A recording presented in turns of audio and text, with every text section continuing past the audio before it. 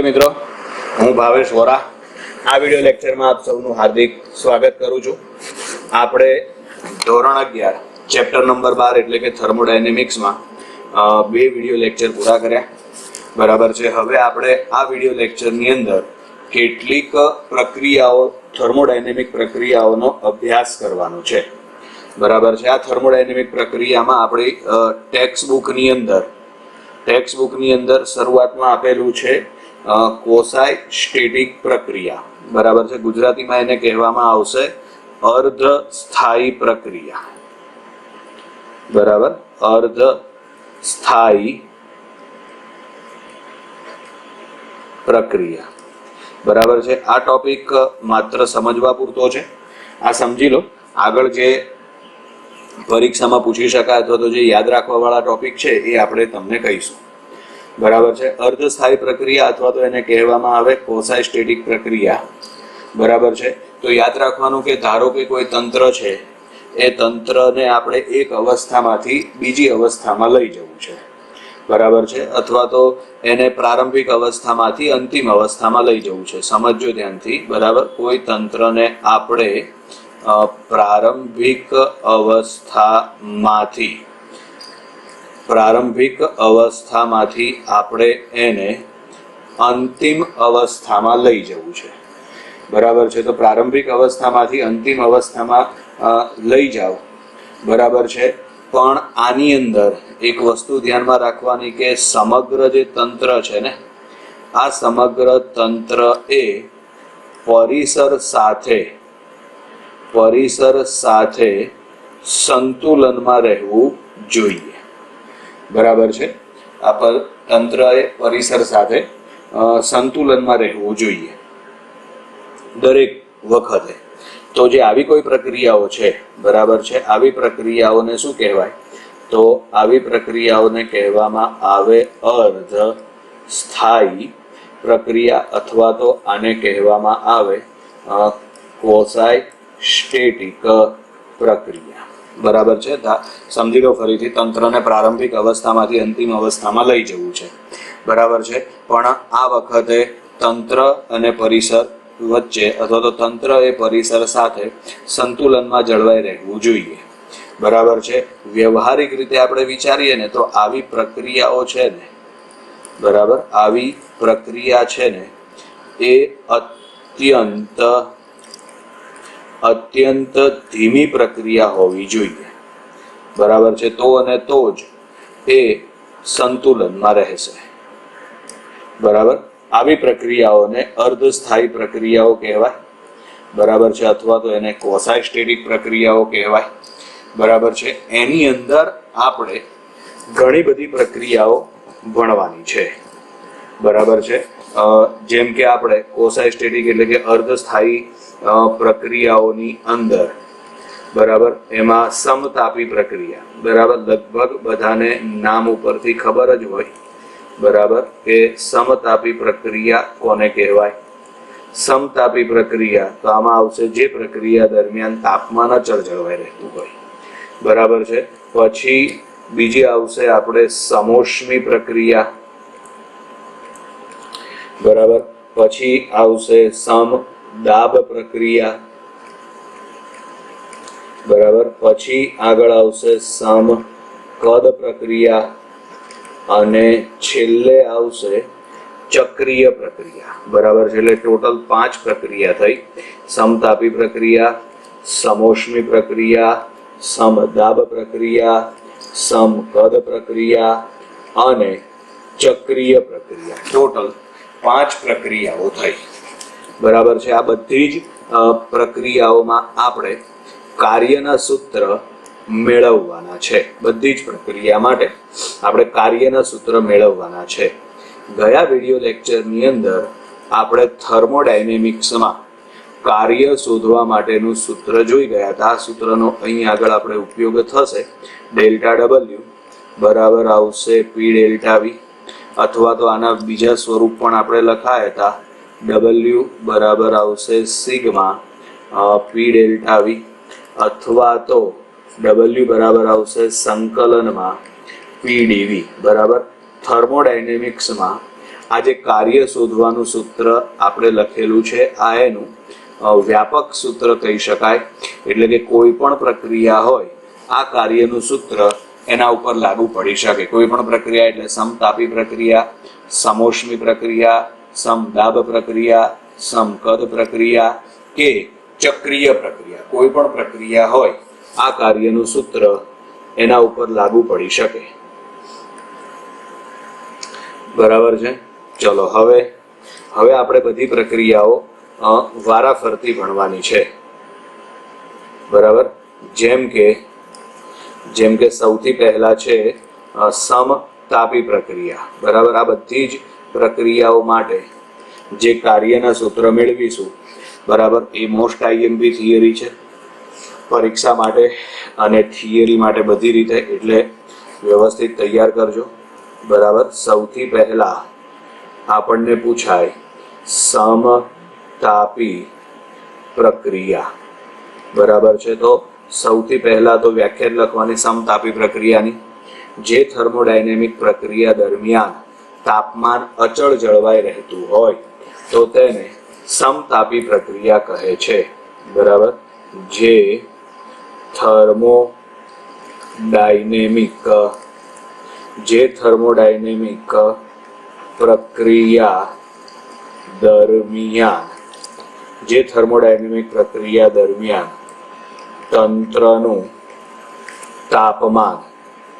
તંત્રનું તાપમાન અચળ જળવાઈ રહેતું હોય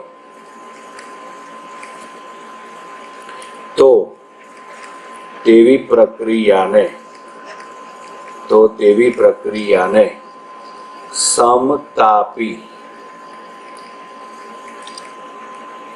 પ્રક્રિયા કહે છે. બરાબર. જે થર્મોડાયનેમિક પ્રક્રિયા દરમિયાન તંત્રનું તાપમાન અચળ જળવાઈ રહેતું હોય તો તેવી પ્રક્રિયાને સમતાપી પ્રક્રિયા કહે છે.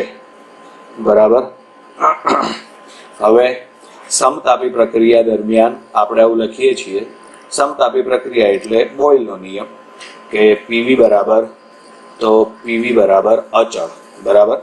આપણે નિયમ પ્રમાણે આ જે સૂત્ર છે ને એ કયા નિયમ અનુસાર આવે છે તો કે બોયલના નિયમ અનુસાર આવે છે. બરાબર છે. આદર્શ વાયુ આપણે વિચારી લઈએ. આને કાર્યનું સૂત્ર મેળવવાનું છે આમાં, તો એના માટે આપણે એક આદર્શ વાયુ વિચારી લઈએ. બરાબર છે. ધારો કે એક આદર્શ વાયુને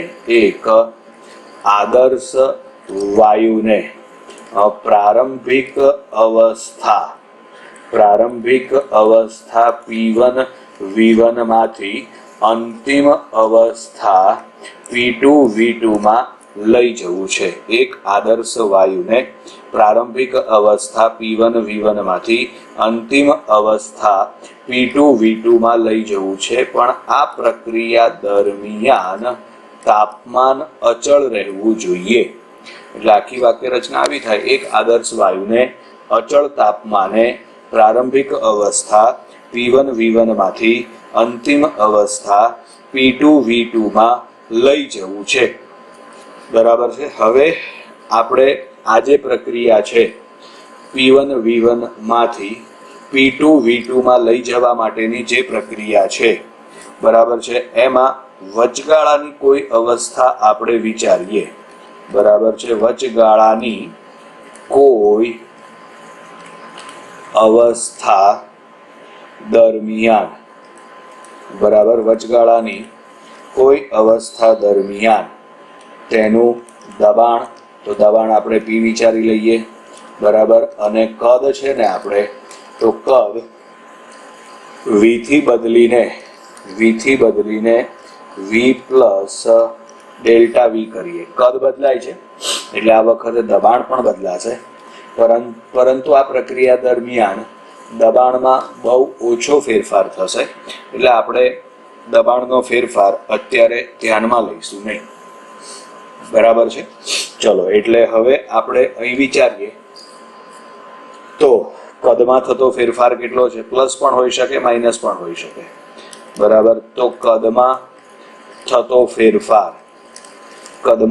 ફેરફાર છે ડેલ્ટા V. આ પ્રક્રિયા દરમિયાન દબાણ, તો દબાણ છે P, બરાબર છે. તો આના માટે થતું કાર્ય, તો આના માટે થતું કાર્ય એટલે કે ડેલ્ટા W બરાબર આવશે P ડેલ્ટા V, બરાબર. કદમાં થતો ફેરફાર ડેલ્ટા V અને દબાણ, તો દબાણ છે P.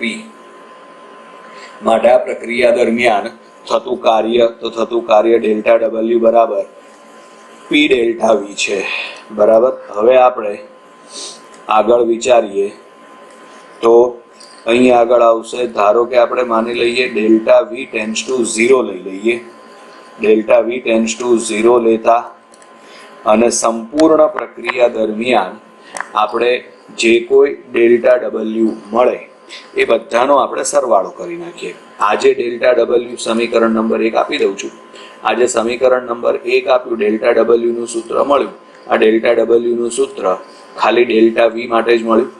હવે સમગ્ર પ્રક્રિયામાં આવા ડેલ્ટા V તો આપણને ઘણા બધા મળશે. સમજો, અહીંયા આગળ વિચારીએ ખાલી એક આવું, અહીંયા કદ V1 છે અને આ V2 છે. આ સમગ્ર પ્રક્રિયાને નાના ખંડમાં વિભાજિત કરી દો. આમાંનો આ એક ખંડ, બરાબર છે, આમાંનો આ એક ખંડ એને આપણે ડેલ્ટા V કહીએ. તો બીજો ડેલ્ટા V, આ ત્રીજો ડેલ્ટા V, ચોથો ડેલ્ટા V, પાંચમો ડેલ્ટા V, એટલે આ રીતે આપણને અલગ અલગ મળે. કહેવાનો મતલબ એમ છે.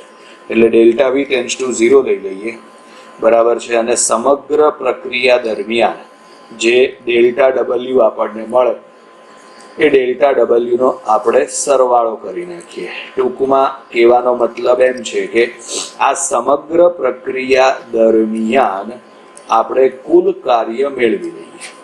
સમગ્ર પ્રક્રિયા દરમિયાન આપણે કુલ કાર્ય મેળવી લઈએ. તો હવે કુલ કાર્ય મેળવવા માટે આ જે સરવાળો છે ને, એ સરવાળો સંકલનમાં ફેરવાઈ જશે. સરવાળો સંકલનમાં ફેરવાઈ જશે. હવે આપણે નીચે સૂત્ર લખીએ છીએ, W બરાબર સંકલનમાં V1 થી V2, અહીં આગળ આવશે PdV. હવે આપણે આ જે સમીકરણ મળ્યું, કાર્યનું જે સૂત્ર મળ્યું, બરાબર છે, એમાં આપણે દબાણ P ની કિંમત મૂકી દઈએ. આદર્શ વાયુ અવસ્થા સમીકરણ PV બરાબર μRT છે.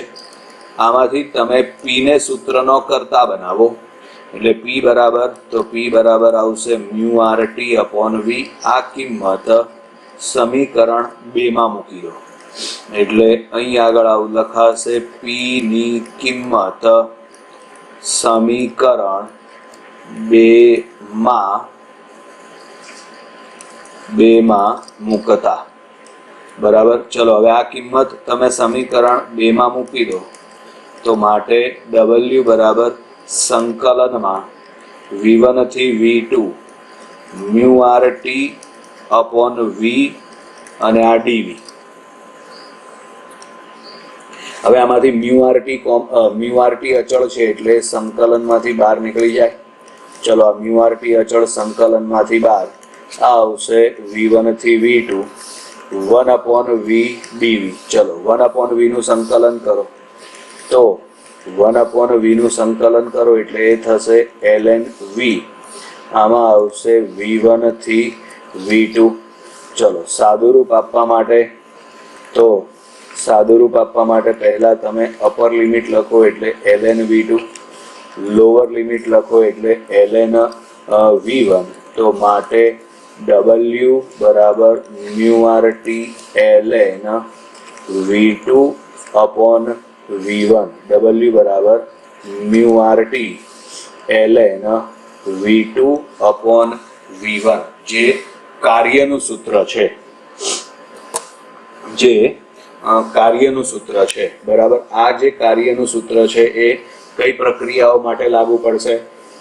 તો માત્ર સમતાપી પ્રક્રિયા માટે, બરાબર છે, માત્ર સમતાપી પ્રક્રિયા માટે. હવે એક વસ્તુ સમજી લો, ધારો કે પ્રક્રિયા દરમિયાન કદમાં વધારો થાય છે, બરાબર. ધારો કે પ્રક્રિયા દરમિયાન કદ વધે છે. કદ વધે એટલે V2 ગ્રેટર ધેન V1 થશે.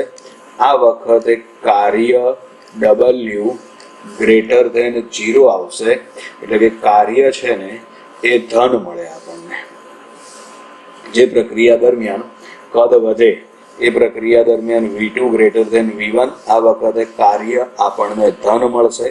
એટલે આનો મતલબ એમ થાય કે તંત્ર વડે કાર્ય થાય છે, તંત્ર પોતે કાર્ય કરે છે. બરાબર છે.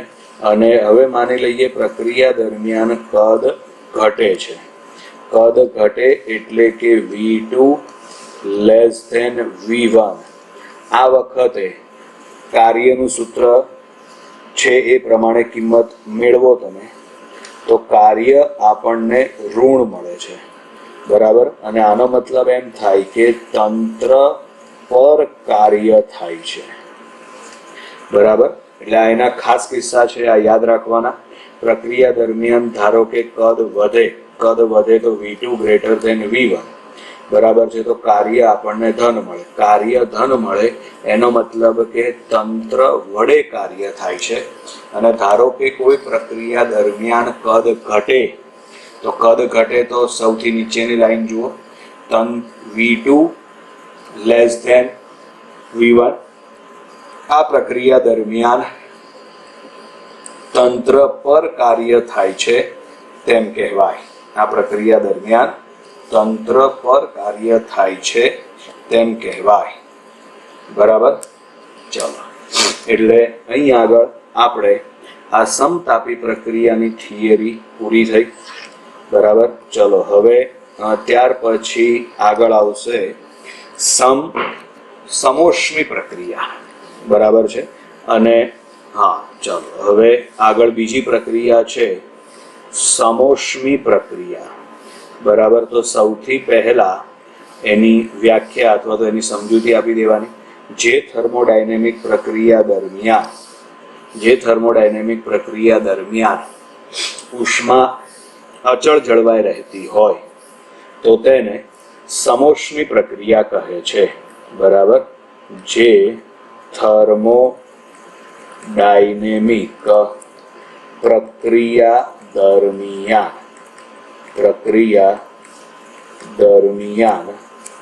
તંત્રની ઉષ્મા અચળ જળવાઈ રહેતી હોય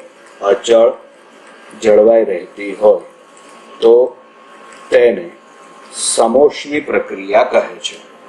બરાબર છે. તેને સમોષ્મી પ્રક્રિયા કહે છે. અને સમોષ્મી પ્રક્રિયા માટે PV રેસ્ટુ ગેમા બરાબર અચળ. P અને V ની કેટલી ઘાત આવશે? ગેમા. જ્યાં ગેમા બરાબર શું લખાય? તો ગેમા બરાબર લખાય CP અપોન CV.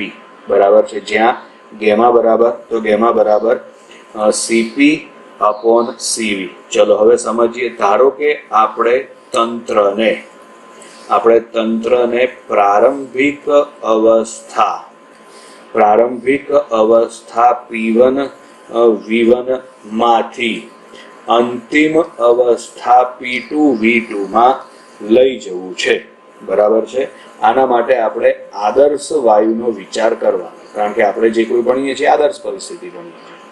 બરાબર. એટલે આદર્શ વાયુને પ્રારંભિક અવસ્થા P1 V1 માંથી અંતિમ અવસ્થા P2 V2 માં લઈ જઈએ છીએ. તો આ વખતે ઉપર જે સમીકરણ લખ્યું છે એ પ્રમાણે આપણે વિચારીએ તો P1 V1 રેસ્ટુ ગેમા બરાબર P2 V2 રેસ્ટુ ગેમા બરાબર અચળ. બરાબર. આ અચળને અત્યારે હું K લખું છું. શું કામ લખ્યું એ હમણાં આગળ ખબર પડશે. P1 V1 રેસ્ટુ ગેમા બરાબર P2 V2 રેસ્ટુ ગેમા બરાબર અચળ. અચળને આપણે K વડે દર્શાવી દઈએ. સમીકરણ નંબર 1. બરાબર છે. બીજી એક વસ્તુ ધ્યાનમાં રાખજો. આપેલી જે પ્રક્રિયા છે અથવા તો આપણે જે પ્રક્રિયા વિચારેલી છે તે સમોષ્મી પ્રક્રિયા છે.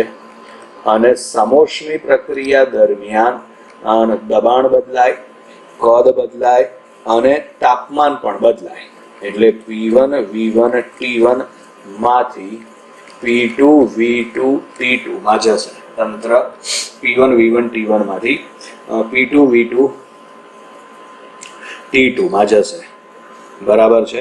ચલો હવે આપણે અહીં આગળ કાર્યનું સૂત્ર મેળવવાનું. તો કાર્ય W બરાબર સંકલનમાં V1 થી V2 P dV.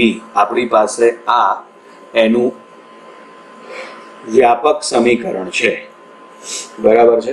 હવે આપણે આની અંદર P ની કિંમત લખવાની થશે. બરાબર, આની અંદર આપણે P ની કિંમત લખવાની થાય.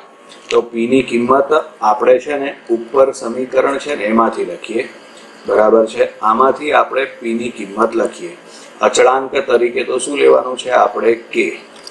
એટલે હવે સમજજો ધ્યાનથી. તો આપણે અહીં આગળ હવે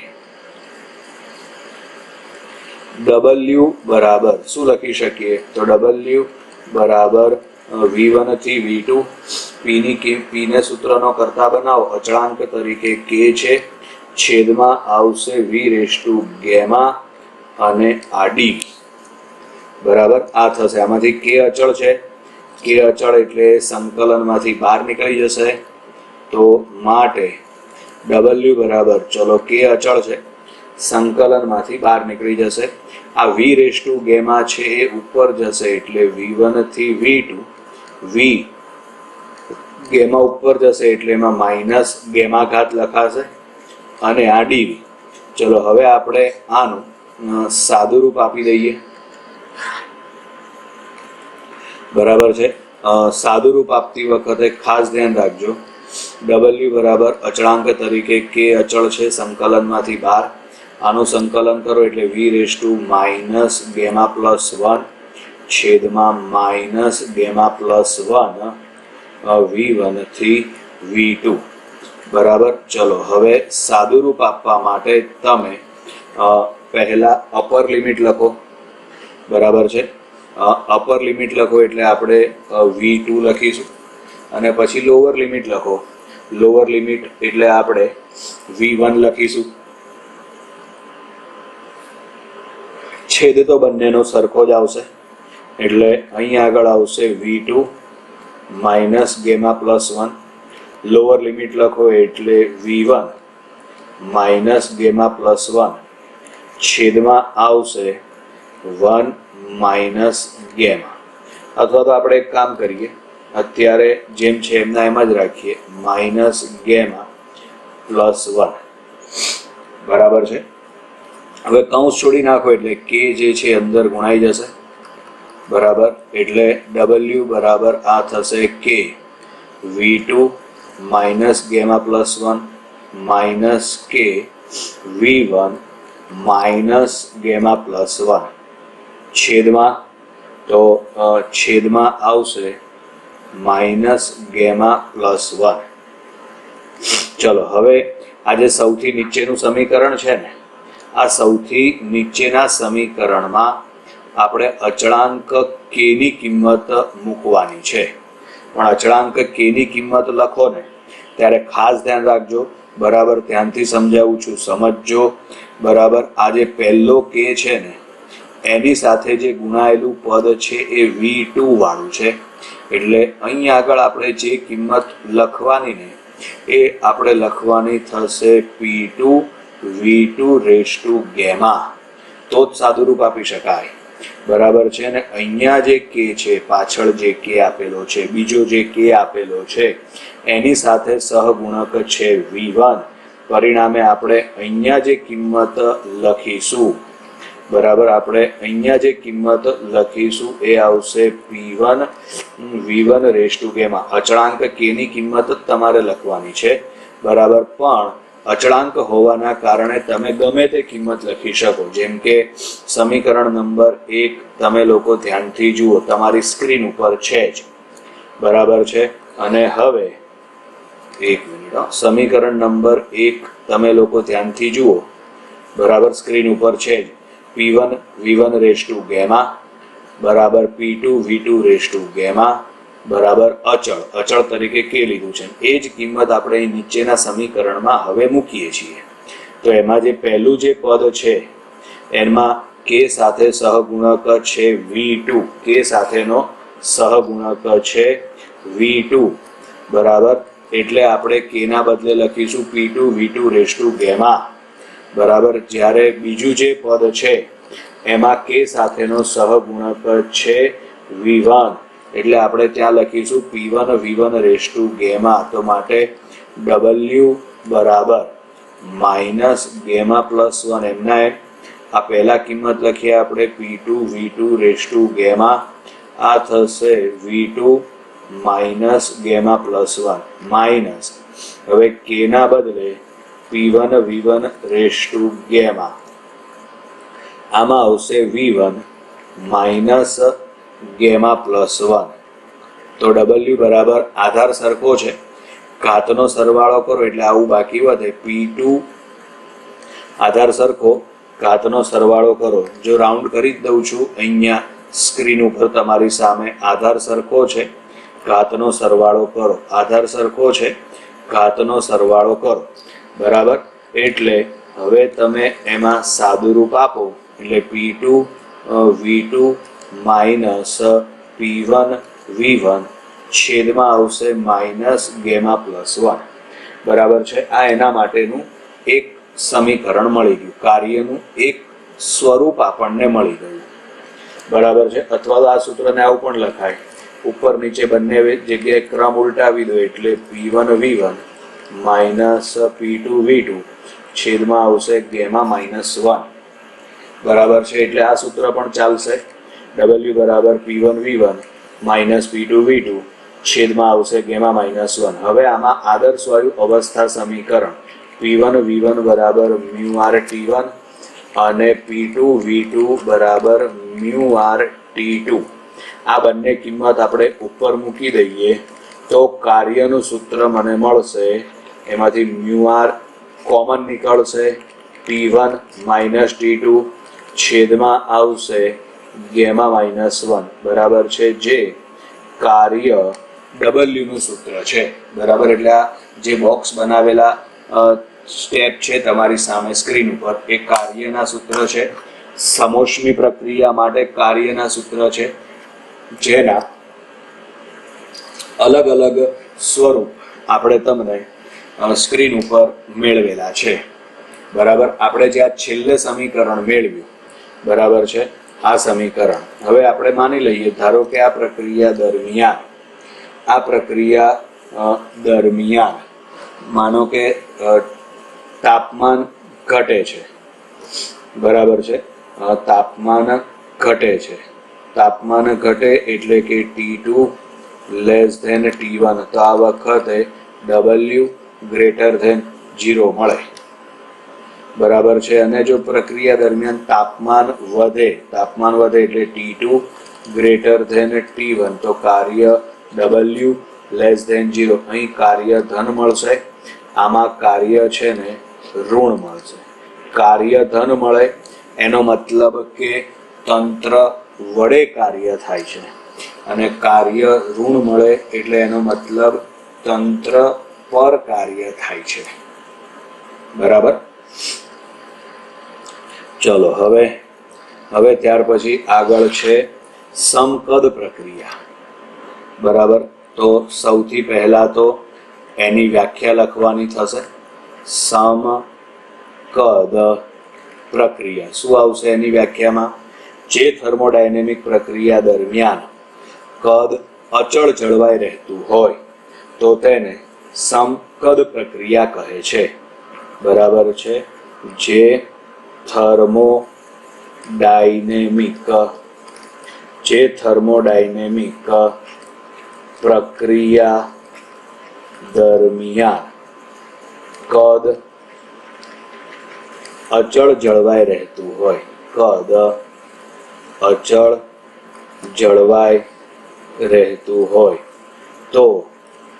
તેને સમકદ પ્રક્રિયા કહે છે, બરાબર. જે થર્મોડાયનેમિક પ્રક્રિયા દરમિયાન કદ અચળ જળવાઈ રહેતું હોય તો તેને સમકદ પ્રક્રિયા કહે છે. બરાબર છે. સમકદ પ્રક્રિયા એટલે આમાં કદ v અચળ. હવે કાર્ય W નું સૂત્ર, તો કાર્ય W નું સૂત્ર છે W બરાબર P ડેલ્ટા V બરાબર. પરંતુ આ પ્રક્રિયા દરમિયાન તો V અચળ છે, V અચળ બરાબર, એટલે એનો મતલબ કે ડેલ્ટા V બરાબર 0. આ ડેલ્ટા V બરાબર 0 તમે કાર્યના એટલે કે W ના સૂત્રમાં મૂકી દો. આ ડેલ્ટા V બરાબર 0 તમે અહીં મૂકી દો તો માટે W બરાબર શું આવશે? 0. એટલે કે સમકદ પ્રક્રિયામાં કાર્ય શૂન્ય મળે છે. બરાબર છે. સમકદ પ્રક્રિયામાં કાર્ય શૂન્ય મળે છે. બરાબર. અને કાર્ય શૂન્ય મળે તો આપણે હવે થર્મોડાયનેમિક્સનો જે પહેલો નિયમ છે, થર્મોડાયનેમિક્સનો જે પહેલો નિયમ છે એ પ્રમાણે આપણે વિચારીએ તો ડેલ્ટા ક્યુ બરાબર શું લખાશે? Delta you plus delta W. આમાં કાર્ય 0 એટલે આ ડેલ્ટા ડબલ્યુ 0 થઈ ગયું. બરાબર છે. તો ડેલ્ટા ક્યુ બરાબર શું આવે? તો ડેલ્ટા ક્યુ બરાબર ડેલ્ટા યુ આવે. એટલે કે શોષાયેલી તમામ ઉષ્મા છે ને એ આંતરિક ઉર્જામાં સંગ્રહ પામે છે. એટલે કે એના કારણે પદાર્થના તાપમાનમાં વધારો થાય છે. બરાબર છે. વાયુ વડે શોષાયેલી ઉષ્મા તેની આંતરિક ઉર્જામાં અને તાપમાન બદલાવામાં વપરાય છે. બરાબર છે. ડેલ્ટા ક્યુ બરાબર ડેલ્ટા યુ થર્મોડાયનેમિક્સનો પહેલો નિયમ તમારી સામે સ્ક્રીન ઉપર છે, જેમાં આપણે ડેલ્ટા ડબલ્યુ બરાબર 0 લખ્યું. એટલે ડેલ્ટા ક્યુ બરાબર ડેલ્ટા યુ એટલે કે શોષાયેલી તમામ ઉષ્મા છે ને એ તમામ ઉષ્મા આંતરિક ઉર્જા સ્વરૂપે સંગ્રહ પામે છે. બરાબર. ચલો હવે ત્યાર પછી આગળ આવશે સમદાબ પ્રક્રિયા. બરાબર. ચોથી પ્રક્રિયા આવશે સમદાબ પ્રક્રિયા. તો નામ પ્રમાણે જ લખવાનું. બરાબર. જે થર્મોડાયનેમિક પ્રક્રિયા દરમિયાન તંત્રનું દબાણ અચળ જળવાઈ રહેતું હોય. જે થર્મોડાયનેમિક પ્રક્રિયા દરમિયાન તંત્રનું દબાણ અચળ જળવાઈ રહેતું હોય તો તેને સમદાબ પ્રક્રિયા કહે છે. બરાબર છે. સમદાબ પ્રક્રિયામાં કાર્ય શોધવા માટે તો W બરાબર P ડેલ્ટા V આ સૂત્ર ડાયરેક્ટ જ લાગુ પડશે. W બરાબર P ડેલ્ટા V ના બદલે V2 માઇનસ V1. બરાબર છે. હવે આપણે આદર્શ વાયુ અવસ્થા સમીકરણ વિચારીએ તો PV બરાબર શું આવશે? μRT. તો અહીં આગળ P ડેલ્ટા V બરાબર μR ડેલ્ટા T એટલે આ જે કિંમત છે ને એ અહીં કાર્યના સૂત્રમાં મૂકી દો તો માટે W બરાબર શું લખાય? μR delta T. Delta T ના બદલે T2 માઇનસ T1 એટલે આ કાર્યનું સૂત્ર થઈ ગયું.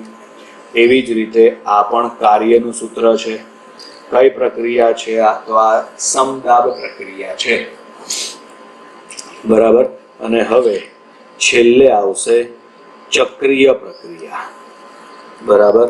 છેલ્લે આવશે ચક્રીય પ્રક્રિયા.